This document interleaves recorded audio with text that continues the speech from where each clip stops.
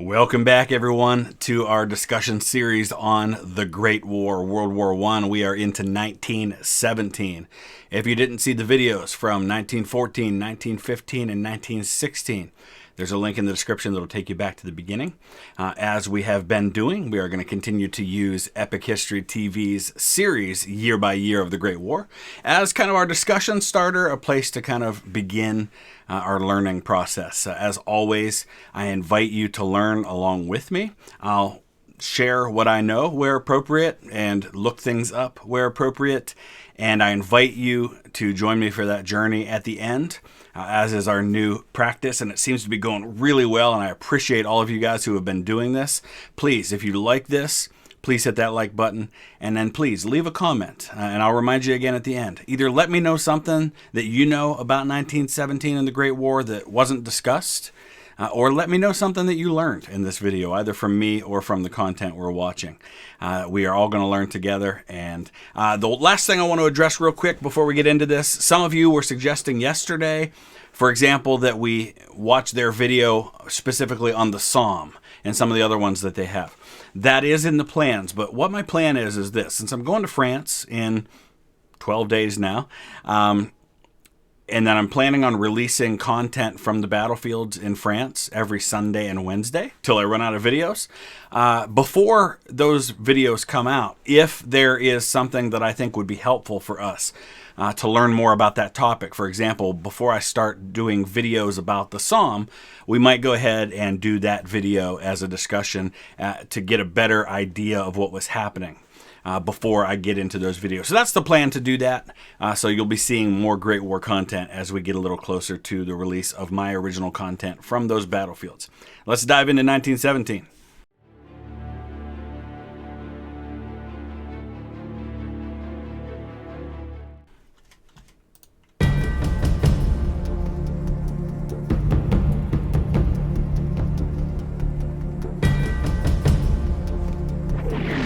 In 1916, World War I became a war of attrition. Both sides began to focus less on winning victory on the battlefield than grinding down the enemy, and inflicting such enormous losses they would be forced to surrender. In 1917, the strategy will push Europe's major powers to the brink of collapse. Now, the idea of winning a war of attrition is not new to World War I. The scale may be new, but this was the strategy, for example, for the United States in the Revolutionary War. They knew there was no way to win the war on the battlefield with victory after victory defeating the British Army. So the plan was hang on, outlast until the British public turns against the war, until they aren't willing to financially support it anymore, until they can no longer justify the losses of men from disease and from battle anymore. That was the strategy, because they understood the situation. Probably the same strategy was used by the South in the American Civil War. Again, even though they were winning victories on the battlefield, they knew they couldn't win the war on the battlefield. They just needed to outlast the Northern public. And for a while, it seemed like it might have been possible. So the war of attrition thing's not new. The idea of marching to the enemy's capital and winning the war that way seems to have gone away by this point, but it will come back.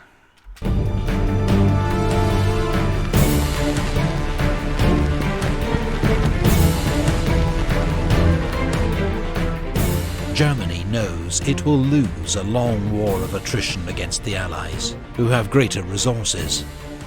So its leaders gamble.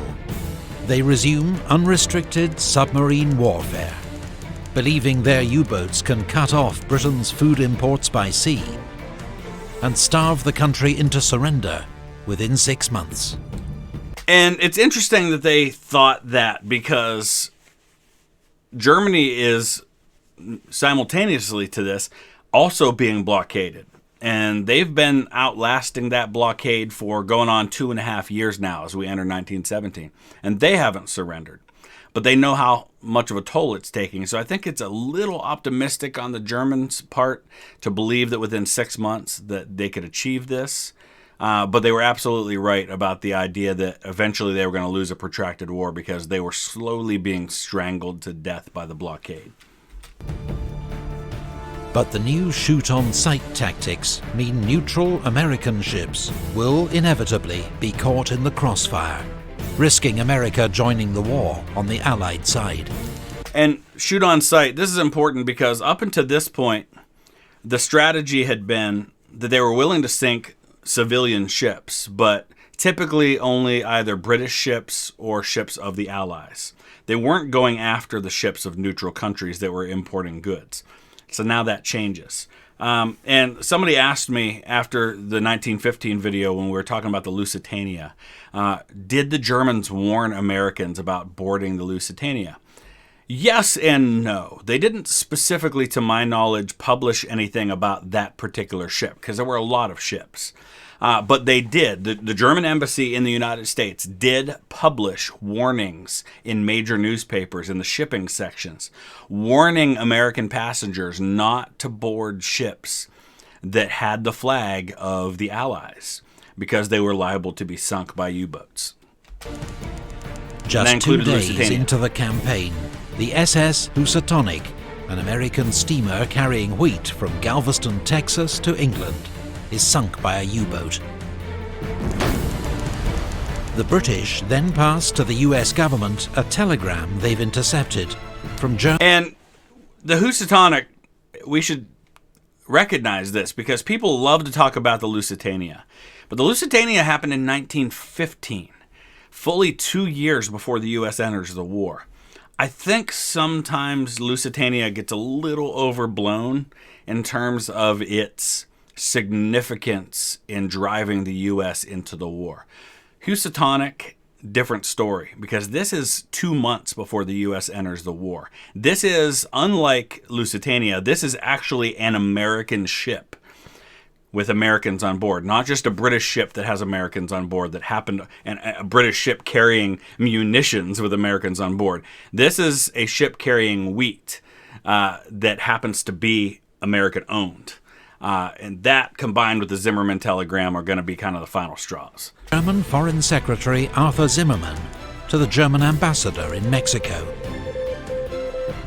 Germany is encouraging Mexico to attack America if America and Germany end up at war. The so-called Zimmermann telegram puts yet more pressure on US President Wilson to... Now, it's important to note that the U.S. and Mexico had a bit of a spat in the years leading up to World War I. And this is actually where John Pershing and, to a degree, George Patton first make headlines.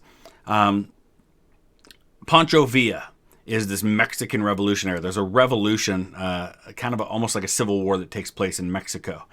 And Pancho Villa, who's one of these revolutionaries, actually raids across the border at some towns in the United States.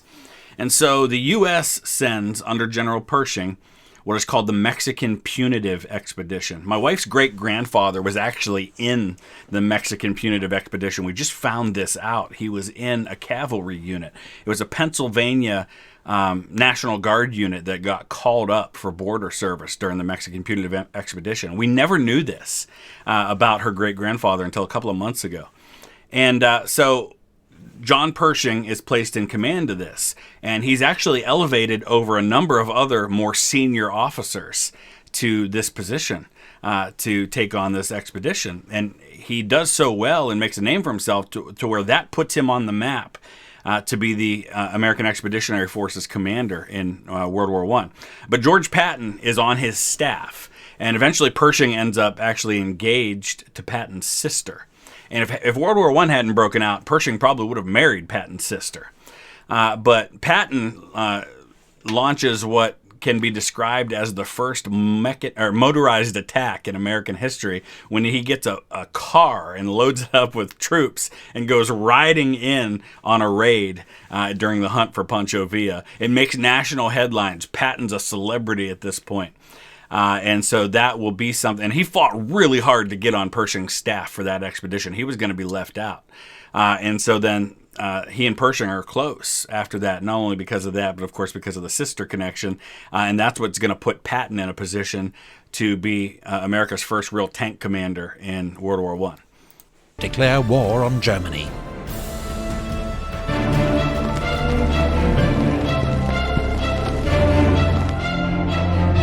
In Russia, enormous casualties and bread shortages lead to riots and revolution. The Tsar abdicates. A provisional government takes charge. Now, it's important to note here that it wasn't just battlefield losses and shortage of bread. This has been building for decades. And it wasn't just Tsar Nicholas, it was his predecessors as well, his father, grandfather, etc. But it comes to a head at this point. This is kind of the spark that finally gives the people the incentive they need to be done with the Tsar. Pledging to continue the war. But at the front, Russian troops begin to desert en masse. After a string of German provocations, the US finally declares war on Germany. It brings immense resources to the Allied cause, but they will take many months to mobilize. And the German gamble of unrestricted submarine warfare may still pay off. April is the U-boat's most successful month of the war. Now, the clock is ticking for Germany at this point. Russia's on the verge of collapse, which is really, really good news. Because if you get rid of the Eastern Front, think about the millions of men you can send to other fronts. Italy, the Western Front, the Balkans, places like that. It's huge. But the clock is ticking because it's going to take a while. It's not like France or Russia where the troops are right there. The United States doesn't have a very big standing army at this point. It's going to take a while for them to start a draft, to start recruiting, to start training. And it's going to be over a year before you see significant numbers of American troops on the battlefield. So there's a time limit here now that Germany has to finish Russia off, get those troops to the Western Front, and win the war before the United States gets there. Because they know once that happens, they're probably not going to hold on.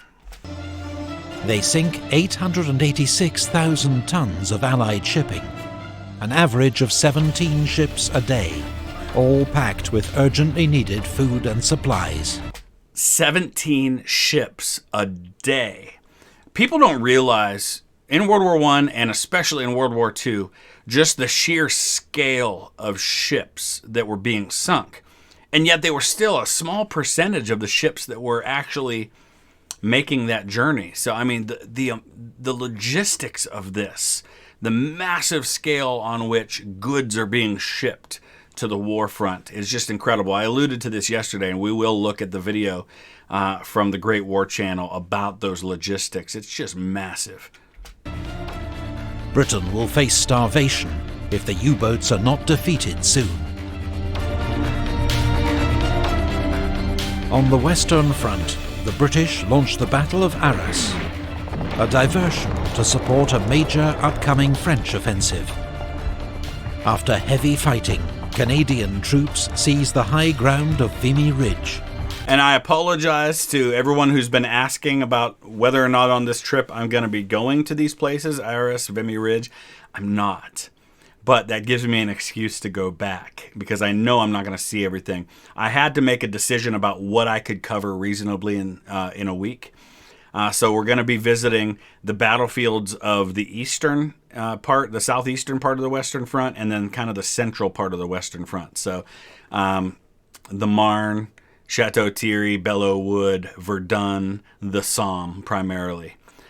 So places like Vimy Ridge, Ypres, Mons, Arras, the more northern areas and the parts in Belgium, not going to happen on this trip, unfortunately.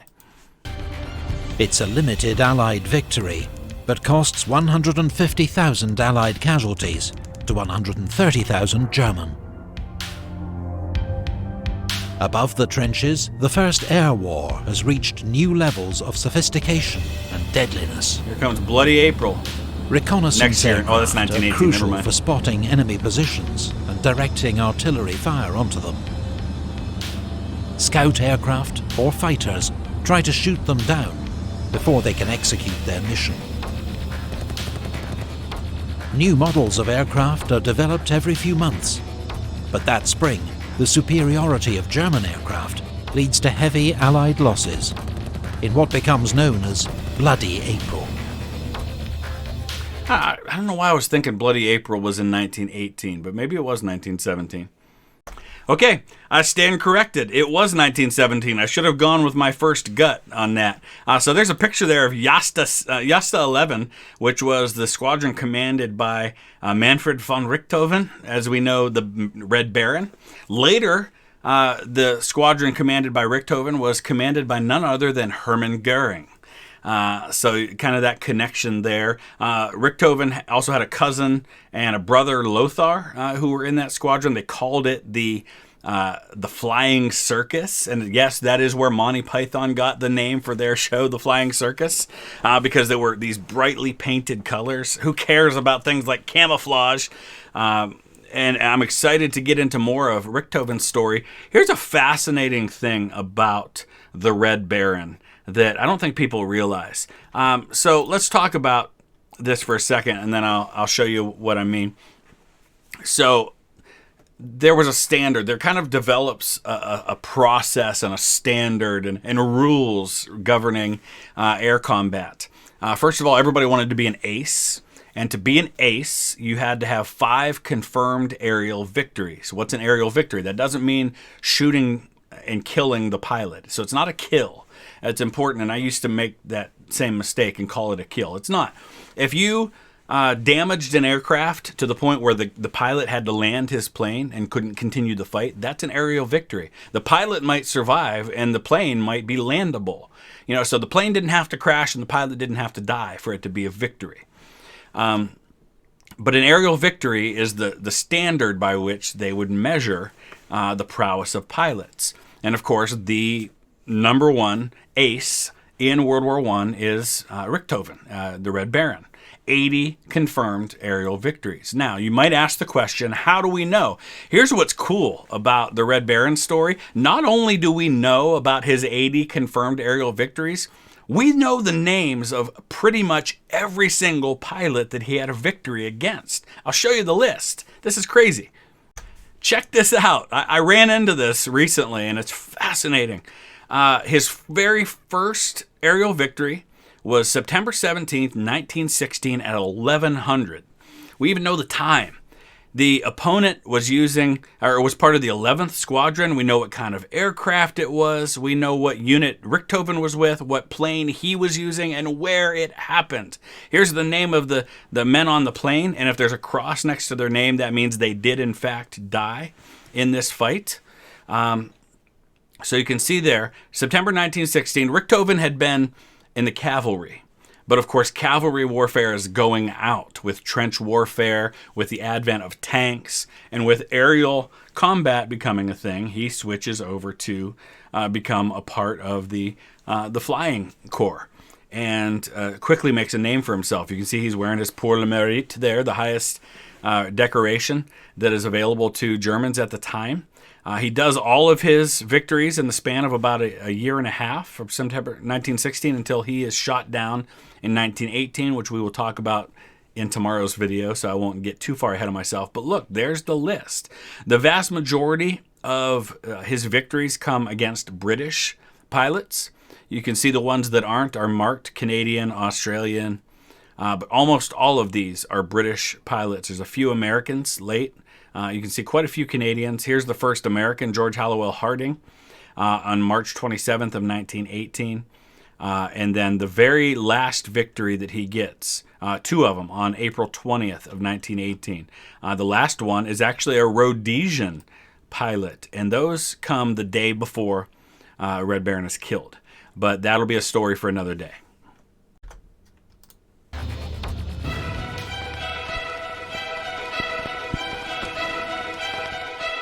3 days after the fall of Vimy Ridge, French General Robert Nivelle launches his main offensive. Expectations are high, but after initial success, the advance bogs down, and casualties quickly mount on both sides.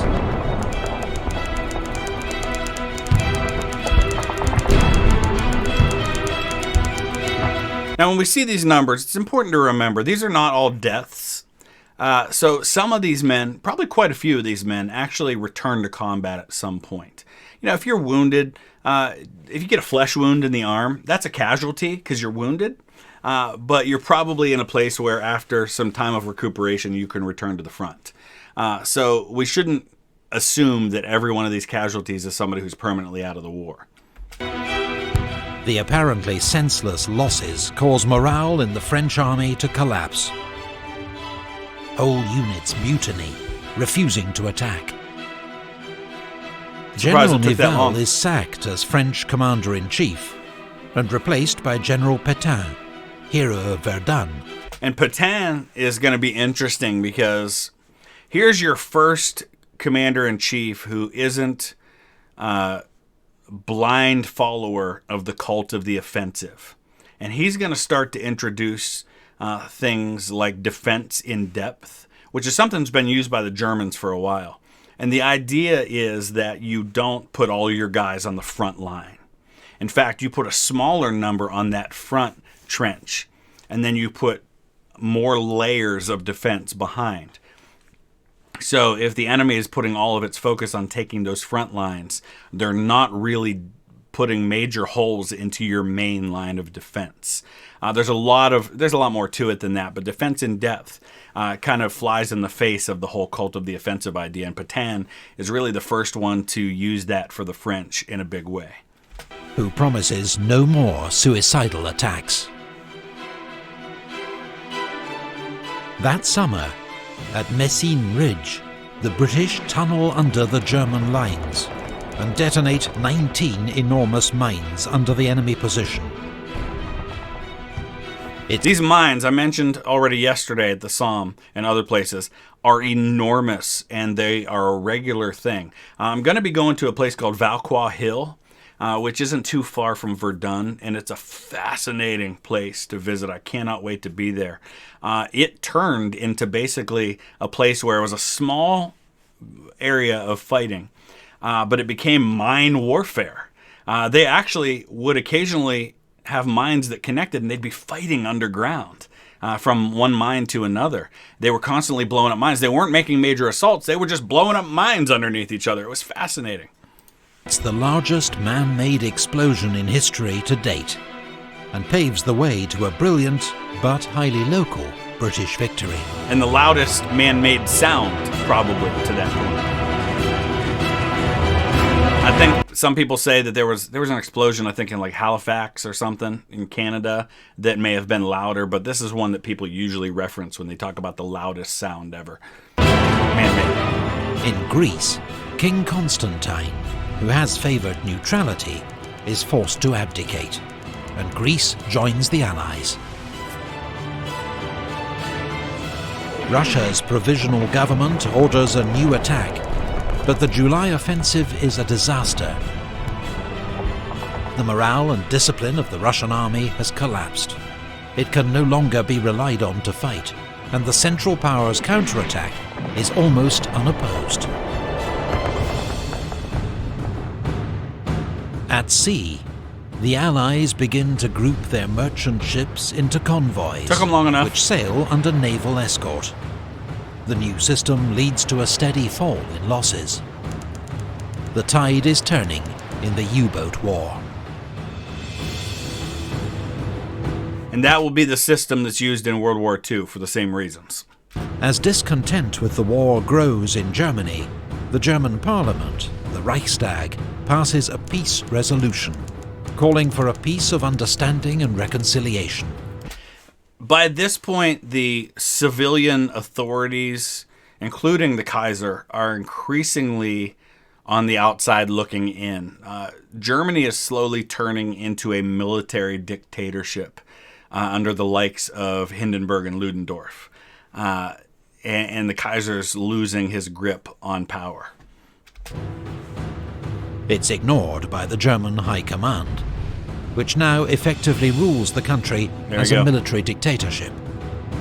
I swear I didn't know that was coming right there. In Belgium, the British launched their major offensive of 1917, the Third Battle of Ypres. It will be remembered as Passchendaele. A mud bath. Heavy shelling, rain and broken irrigation channels turned the battlefield into a sea of mud. And Sabaton friends, who are fans of Sabaton, their song Great War, which some of you have said every time I say the words Great War, it makes you think of that song. Fantastic song, by the way, is specifically about the Battle of Passchendaele. In these impossible conditions, all hopes of a breakthrough soon fade. The attack is called off after 3 months, by which point the British have suffered 240,000 casualties, the Germans 200,000.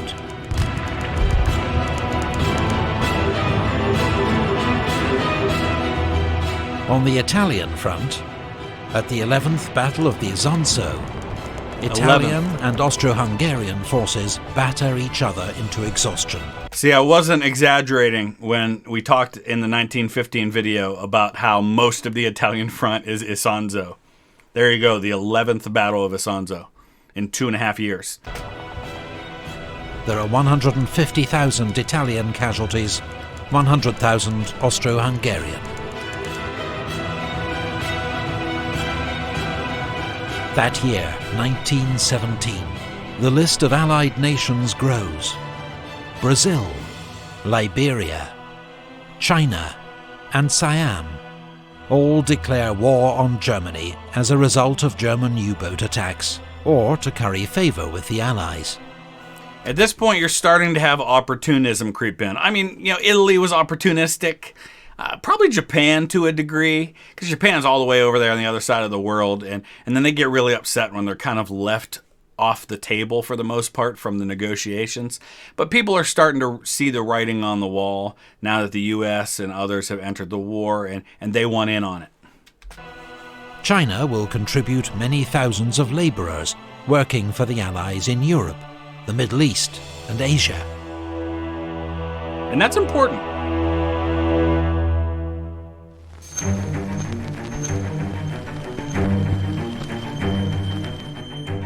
That year in the Middle East, British forces avenged their 1916 humiliation at Kut by defeating the Ottoman Turks and marching on to occupy Baghdad. British forces in Egypt advance across the Sinai Desert, but are thrown back by Ottoman forces at the First and Second Battles of Gaza. In July, Arab rebels capture the strategic Ottoman port of Aqaba. They are accompanied by a British military advisor, Captain T.E. Lawrence. Lawrence of Arabia. Better known as Lawrence of Arabia. Good movie. That autumn, British Foreign Secretary Arthur Balfour issues the Balfour Declaration, expressing support for the creation of a national home for the Jews in Palestine. Pretty big deal if you think about it, and the implications of that throughout the 20th century. The aim is to rally Jewish support for the Allies, but the declaration contradicts existing pledges to Arab leaders. So you can start to see this isn't the first time. Between this and the promises that were made to Arab leaders about independence afterwards, but the secret decision, the snow has started. We're supposed to get a foot of snow tonight here. There's a lot of stabbing in the back going on to try and get Arab support. Not a real bright moment for the Allies.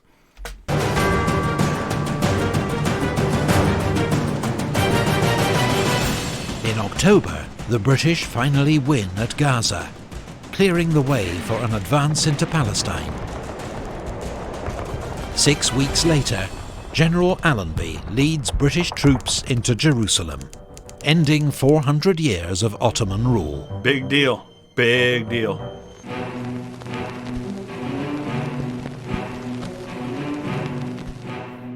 With Russian forces in disarray, Germany is able to move troops from the east to the Italian front. At the Battle of Caporetto, they helped to smash through the Italian army, advancing 70 miles and taking 250,000 prisoners. Isn't it interesting how you have the Germans fighting the Italians, the Japanese are on the Allied side, folks whose sons will be fighting side by side for the Axis powers, fighting against each other at this point. British and French divisions, desperately needed on the Western Front, have to be redeployed to shore up the line. In Russia, a second revolution brings Lenin's Bolshevik party to power. He is determined to end Russia's involvement in the war. And the Bolsheviks become the Communist Party. In France, Georges Clemenceau becomes Prime Minister. Nicknamed the Tiger, he promises total war and total victory. So again, you have a change in leadership of an allied nation. So now all three of the original main allied powers, Britain, France, and Russia, have new leadership from when they started the war. And Austria-Hungary does as well. Germany still has the Kaiser, but he's not really running the show. So pretty much everybody's out at this point. But for the Allies in late 1917, final victory looks uncertain. Russia has stopped fighting. French armies are recovering from mutiny. The Italian front has almost collapsed. And American reinforcements still seem a long way off. For the time being, the British are the only effective Allied force in the field. So the British attack at Cambrai with the first major tank assault in history. Now you might be asking, well, wait a second, we talked yesterday about the first tank attack. Yes, the first tank attack, but it was limited in scope. This is the first big one, and we are going to visit there.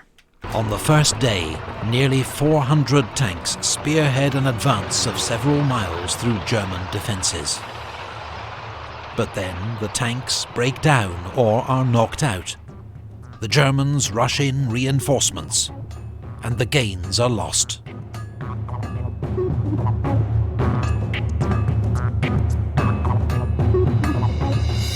Finland declares independence from Russia. Good time to do it. Romania, isolated by... And so it's important to note, I mean, there's the Winter War in World War II that happens between the Russians and the Finns. What are the Finns? What are the Russians doing? They're trying to take the territory back that they lost in World War I. The Russian collapse signs an armistice with the Central Powers. 6 days later, Russia also signs an armistice. The Allied Eastern Front is no more. 1917 has seen one major Allied power, Russia, knocked out of the war. But the arrival of a fresh new ally, America. Germany knows only military victory can now save it from being overwhelmed by Allied resources, and begins planning one last massive onslaught the Kaiserschlacht for the spring of 1918. All right, yeah, so we'll be talking about the spring offensive tomorrow, and of course the end of the war in 1918. A lot of major events happened in 1918. Excited to dive into that one. As I mentioned at the beginning, please, if you like this, please hit that like button. If you're new to the channel, welcome. I hope you enjoy this community. We have a phenomenal community that I'm very proud of, and I'd invite you to join by subscribing. Turn on those notifications so that you get notified when there's a new video, and then let me know in the comments section either something you learned today or something that you'd like to teach other people so we can all learn together. That's the point. Thanks for watching.